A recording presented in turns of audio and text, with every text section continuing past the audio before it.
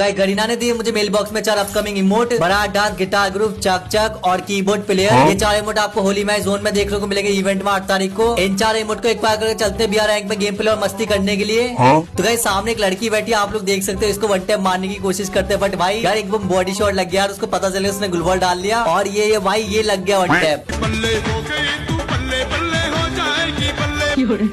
Then के सामने घर के अंदर एक बंदा है जो कि गाइस छुपका पड़ा है भाई। चलो उसको मारने की ट्राई करते हैं और वन टैप देंगे गाइस इसको भी वुड पिकर से। इसको लग रहा है कि गाइस मैं यहाँ से आऊंगा उसकी सीढ़ी से, और देख सकते हैं गाइस बंदा अभी भी वहाँ पर बैठा है। ये पड़ा वन टैप भाई। छोटा बच्चा जान के ना कोई आंख दिखाना रे। तो गाइस एक बार फोपड़ी दिख जाए इसकी गोली तो मार रहा है, बस थोड़ा सा वन टैप लग जाए। ये लग गया गाइस।